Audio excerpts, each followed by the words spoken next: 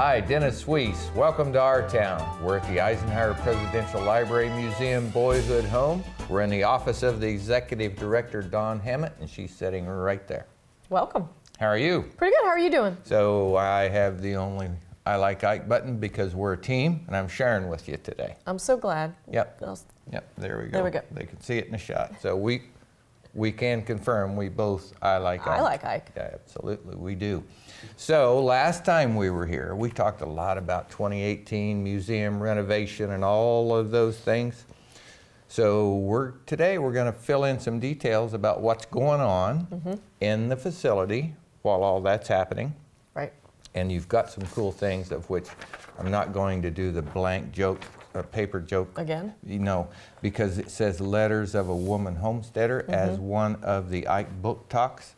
So I have to tell you, at the National Cowboy Poetry Contest this year in Abilene, Kansas, was a lady from Nebraska. And there have been a couple of ladies there before, but this lady, all of her content, cowboy poetry, was from women of the period's point of view, and it was outstanding. It really, really brought out the view of that early pioneer life from the woman's point of view. And not only was it good poetry, it was great content. So you're going to have a bunch of good stuff in Ike Book Talks, that I know. We will. Since the last time we've talked, we were able to come up with our finalized book list for our book club. And it's been released, as far as I'm aware, on Facebook, and we have handouts and things. So it's around. All right. The books will all be available at the museum shop. Okay. And we're looking forward to sharing some of these books. What we did at the end of the last book club, the end of the year, was we asked those participants what they might want to read, what they might want to do. And so some of these reflect their requests. Very cool. We have 3 books on the list from Ike's favorite author. His favorite author was Ernest Haycox. Yes. And so we have Burnt Creek, Trail Town, and Bugles in the Afternoon by that author. So these are books that Ike would have read and Ike would have enjoyed. You know, we did a Why Like Ike series that included his favorite reading subjects. So I did remember the name. I found it interesting when we did that show that when we talked about why would he be reading Westerns. Well, first of all, he was born in Abilene, Kansas. The West was very real to him during that time. And second of all, a man who's saving the free world might need a little bit of downtime. But he was born in Texas. Yes, well, he was born in Texas, but he didn't live there very long. He didn't live there. But don't mess up the history. Good catch. We are on TV. Right. Yeah, so we want to be factual. Factual. Yes. Boyhood home is where? Abilene. Right over there. Right. Okay. So yes, he did. He enjoyed Westerns. I think that everybody sort of has their own personal way to relax and decompress, and this was one of the ways that he maybe took a break from the stress of his life. So we're sharing some of Ike's history.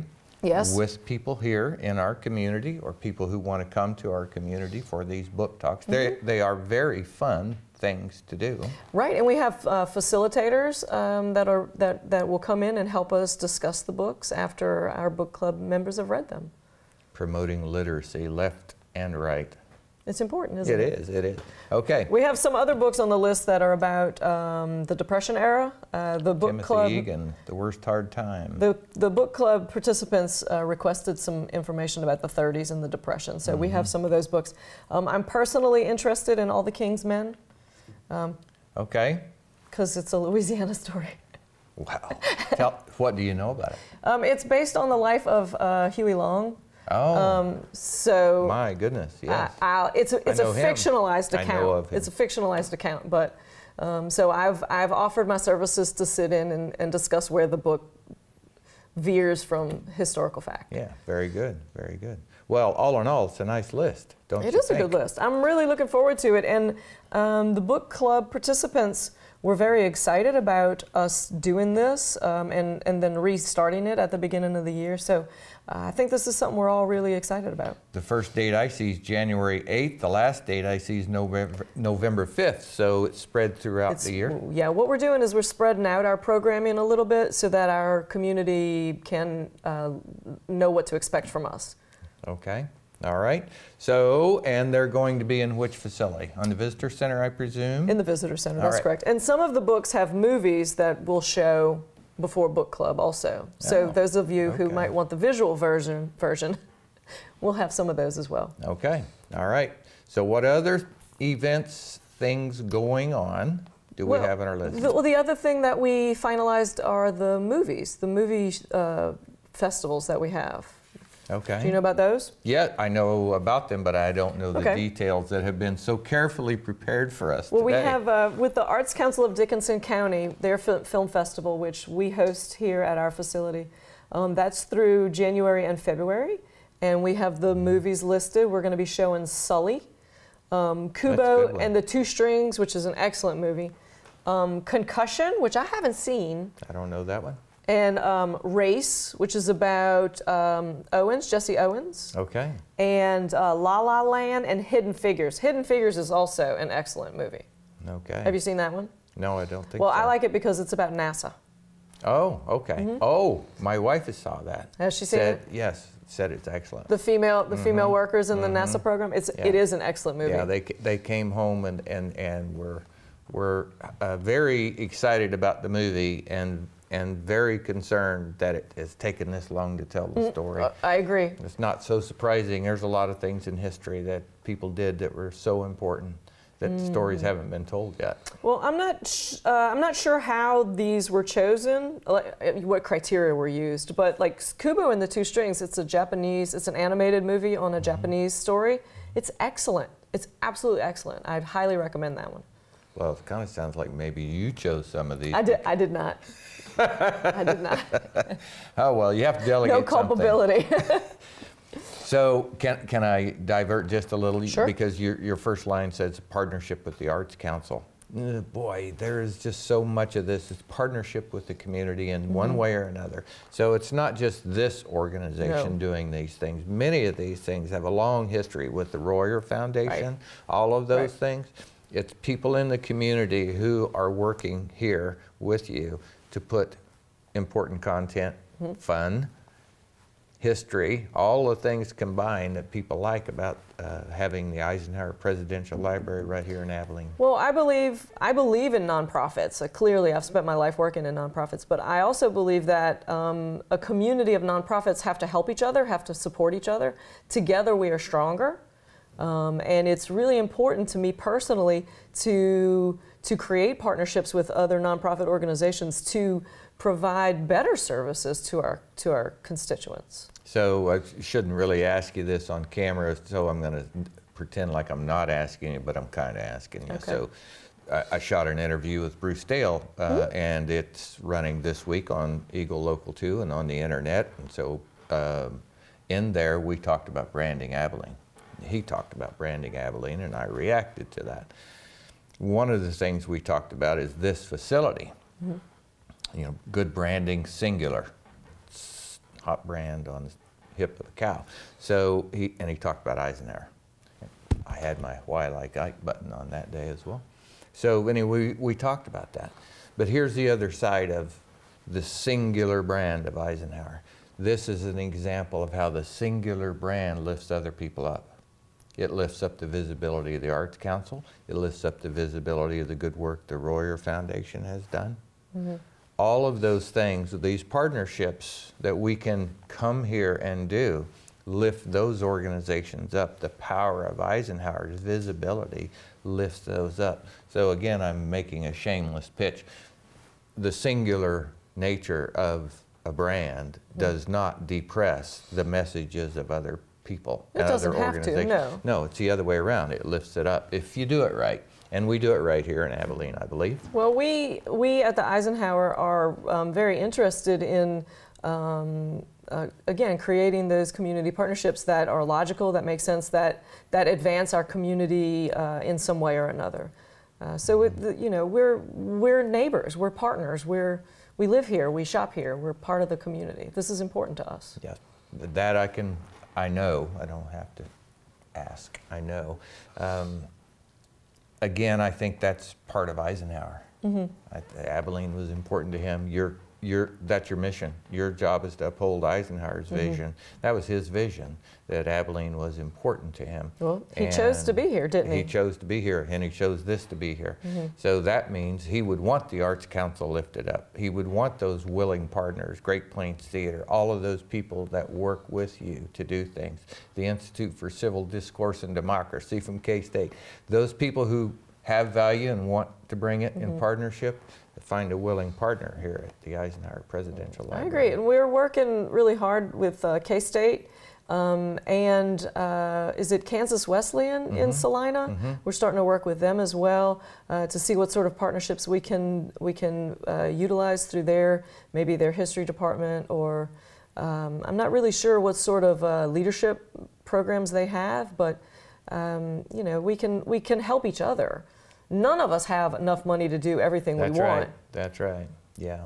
So one of the things that's always inspired me by simply coming here and doing what we do in a partnership with you is the unparalleled opportunity of tomorrow. So there is no other place that we go and take a camera where there's more opportunity for tomorrow than there is here. There's just an offer, a change, anything that's generated out of this facility has such potential impact. There's no real close second place. So when I think about young people, Kansas Wesleyan and K-State, full of young people. You mentioned leadership, such a void in in every community in the United States, not ours. Every community needs leaders replaced. Even if they have great leadership today, they will need to be replaced. So the building of leaders should be an ever-present task.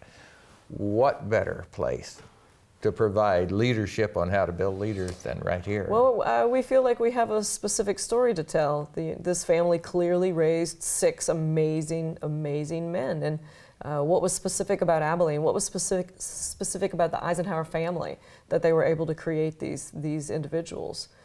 So I feel like we do have a special story to tell to help mold young people into our next great group of leaders.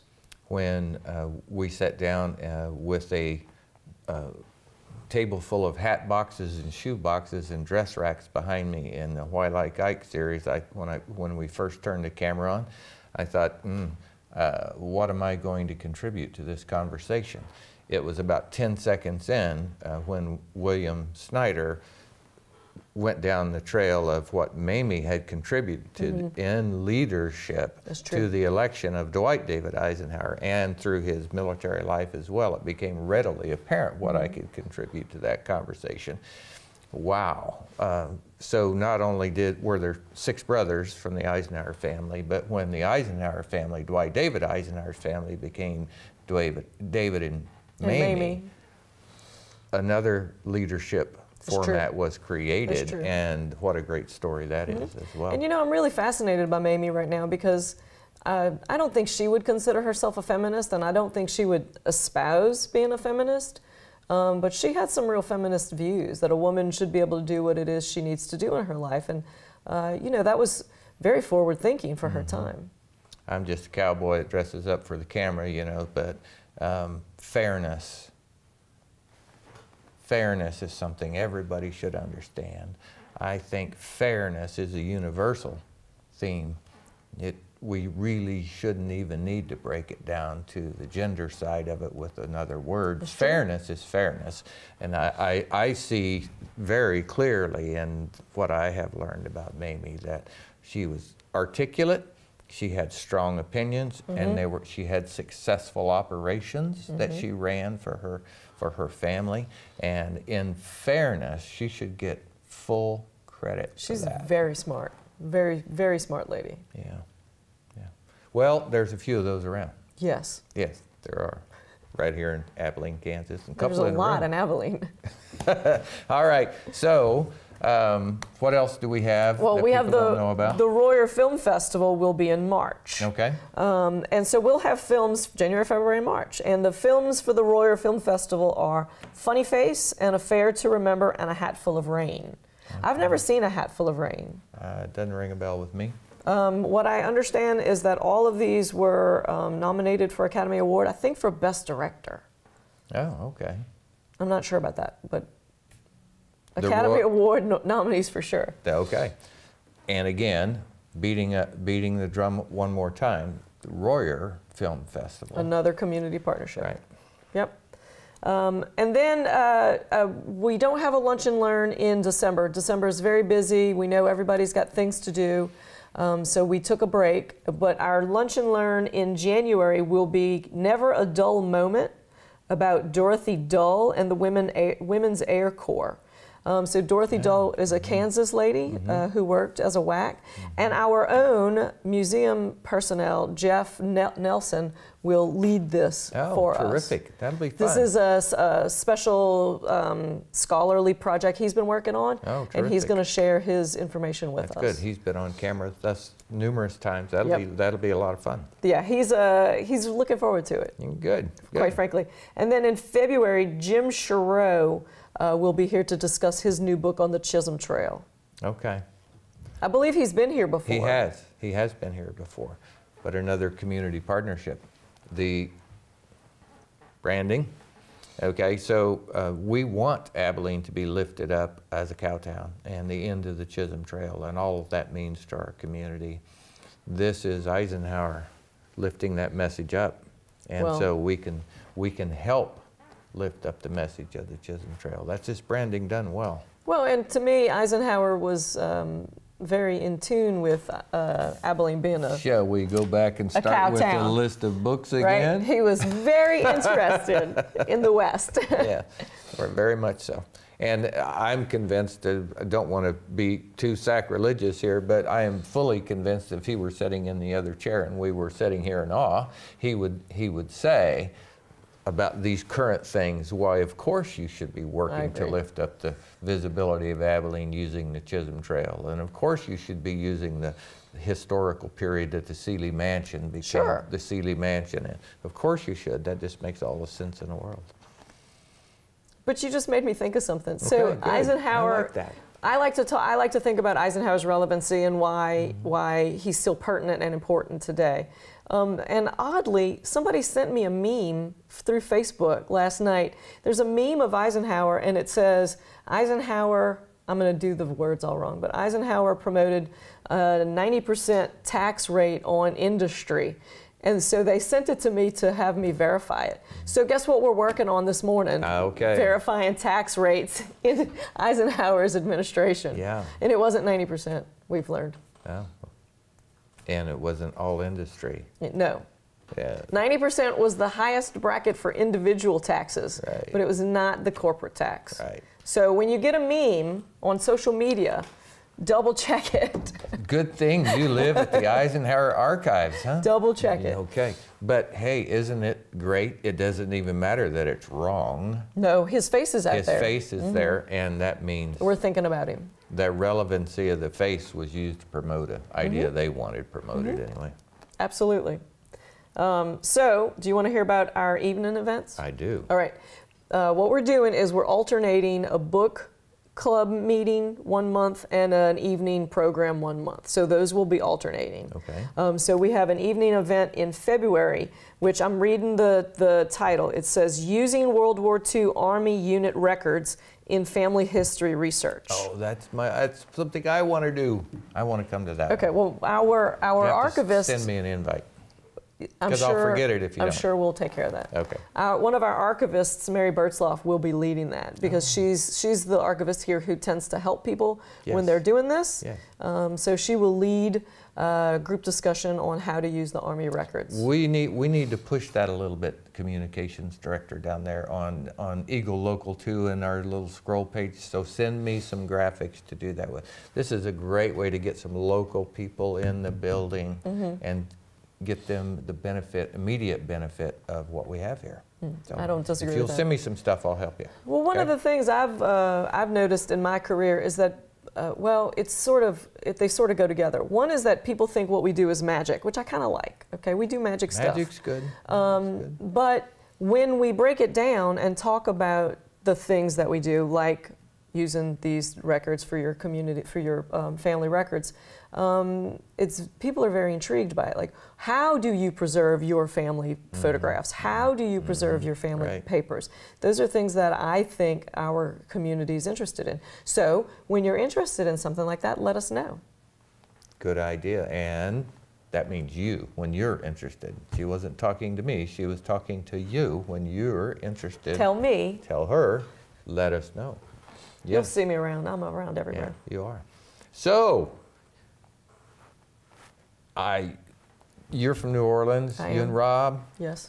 But quite evidently, somewhere in your history, you farmed briefly and raised alpacas, because at Peter and the Starcatcher the other night, you had examples of your alpaca farm on Christmas sweaters. Golly, It you know was how quite many a questions sight. I'm going to get about this now? Quite a sight. So Rob and I have 2 alpaca Christmas sweaters that were quite a hit. They were. At Peter and the outstanding. Starcatcher. So, by the way, Dave gave us the 2 minutes, but we may squeeze that a little, because when we were tearing down Peter and the Starcatcher the other night, I said, load that trunk full of star stuff into my car, because I could use a little star stuff magic around. Never would hurt to try. Will it work? I don't know. I'm gonna Peter and give the it a go. Starcatcher was amazing. Yeah. I never laughed so hard. Yeah. They were all amazing this year. They were all Great amazing. shows. Okay, so we're out of time, and we still haven't gotten through the list. We never get through the list, but that's okay, because we'll just do it again. Okay, I'll be here. All right. Well, thanks for letting us come. Thanks for being here. I'm Dennis Weiss. I work for Eagle Communications. Don Hammett works for all of us at the Eisenhower Presidential Library, Museum, and Boyhood Home, and we like Ike. Hope you have a great day.